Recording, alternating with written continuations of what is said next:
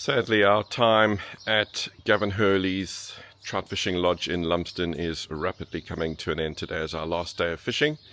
We're fishing with Brendan again. So we fished once with David. This will be our third time with Brendan and twice with Gavin. Guides are all different and superb. We've just had the best time, and Linton has done so unbelievably well. I feel like I did take a bit of a risk bringing him to New Zealand. Actually, in the end, his casting was fine. What I had him do for the last month is I set up a rod, left it in my study at home, and I was sort of encouraging him to cast for 15 minutes a day, which he probably did on seven occasions over a month leading up to this, and that helped a lot. And then we did do the trip to Uncle Billy's about 3 months ago when I rode off my BMW, water damaged my BMW. And he did cast there a lot. He would have fished 30 hours there, but it was 30 hours of fishless fishing. So I don't think it helped at all. Interestingly enough, the casting for him has not been the issue. He had that mastered after a couple of days. The long leaders and managing the long leaders and managing how you attach it to the rod and then run the lead around the back of the reel seat, and loosen it and tap the top of the rod to drop the nymph off. That is actually what he has struggled with the most. And then with the long leader getting ready to cast, but you're standing in the grass, and the next minute the dry or the nymph is hooked in the grass, and poor old Gavin's going and unhitching it, and that's actually been the biggest challenge, and that's okay. I know I struggled with that my first trip to New Zealand, which was basically 2 years ago, and by the time I got to my second trip, I was able to master that. So I think that's just part of the learning curve. For Linton, we've just stuck with the same setup every day. And he has been lucky enough to fish my G. Loomis Asquith, 9 foot for a 6, and that was also the rod that I set up in my study, and that he was practicing his casting with. He's had this Ross Evolution LTX reel on it the whole time, with a Rio Gold line, the old Rio Gold line. My sons benefit from hand-me-downs from their dad, high quality hand-me-downs. And what I've done every day is I've put on a brand new Trout Hunter leader. And what I've found has worked well with Linton is the 12 foot 3X. But I've actually cut off 2 feet of the butt section, and I've made it a 10 foot 3X.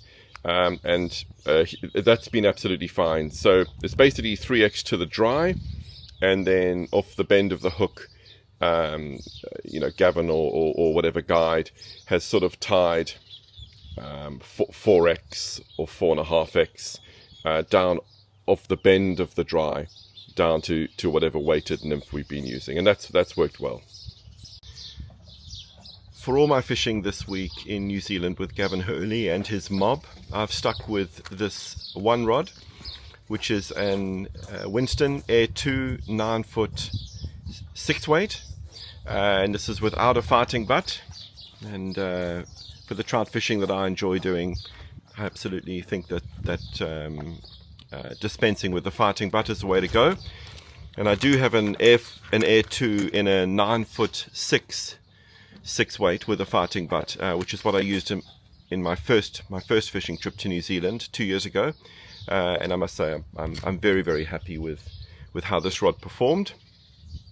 On day one, I fished it with a Hatch reel, 4+ reel, and I used a new Rio Gold XP, which I think is the equivalent of the old Rio Perception. And I must say, of all the different lines that I've fished, this is my preferred line combination with this rod for New Zealand conditions, where you're often fishing a dry dropper and maybe a tungsten nymph underneath the dry dropper, or New Zealand strike indicator with 2 tungsten nymphs underneath it. Absolutely love this Rio Gold XP.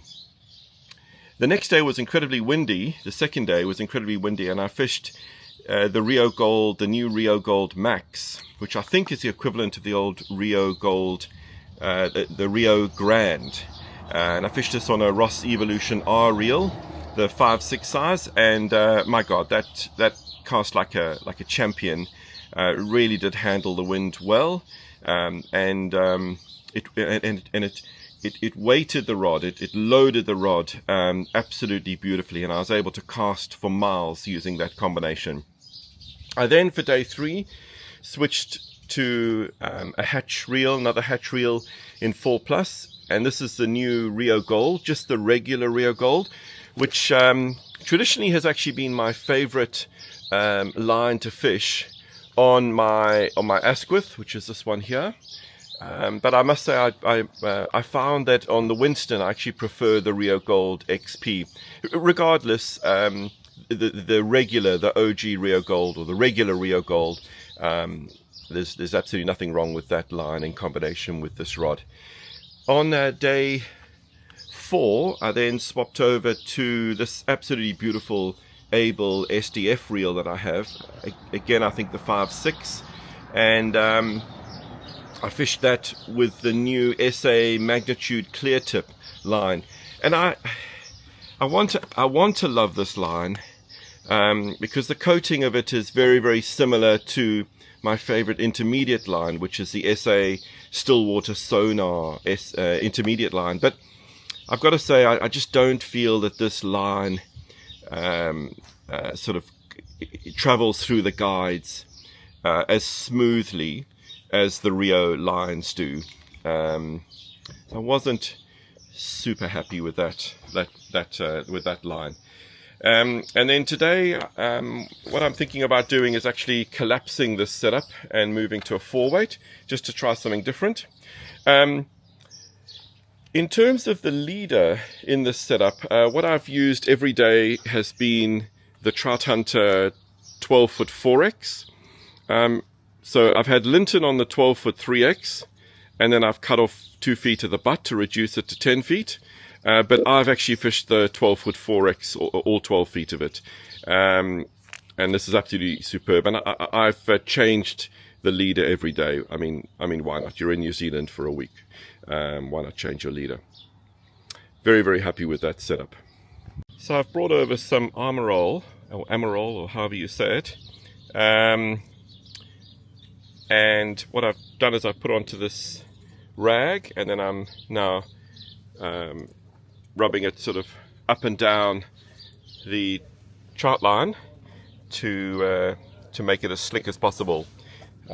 Every little advantage. So all I do is put some Amarol on the rag, and then wrap it over like that, and then I run it up and down the trout line twice, the casting section of the trout line twice, and then I turn the rag over and clean the trout line again twice. Linton's line was actually pretty clean. Anyways, I've just tried to wipe off as much of the Amarol as I possibly can. So what are the chances of this happening? So Mark has also got Squaler waders, and he has taken my waders and left me behind with his, I don't know, extra large or whatever. Far too big for me. Sorry Mark, that was a false accusation. It was actually Roland that took my waders. Cheers, you legends. All the boy races, go get them. We will do.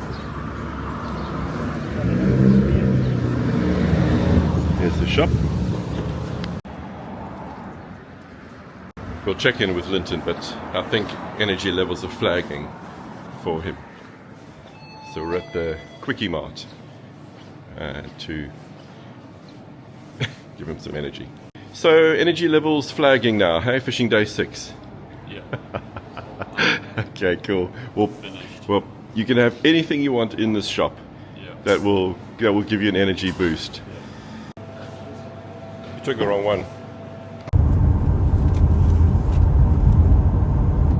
Brendan suggests that you wash your boots out at the end of every day to get rid of any of the fine sand particles that are left behind in your boots, the residual sand, and that's to protect your waders, the neoprene of your waders,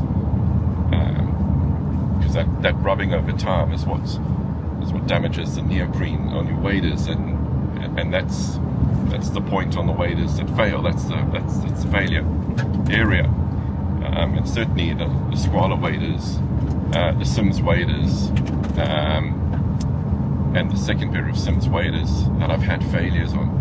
It's all been the booties, the neoprene booties that have failed. So it's not something I thought about doing, and it's such an easy thing to do when you get home. Just get a hose and clean your boots, wash out your boots, maybe remove the insert, wash it all out, put the insert back in. There we go. A nice guide hack.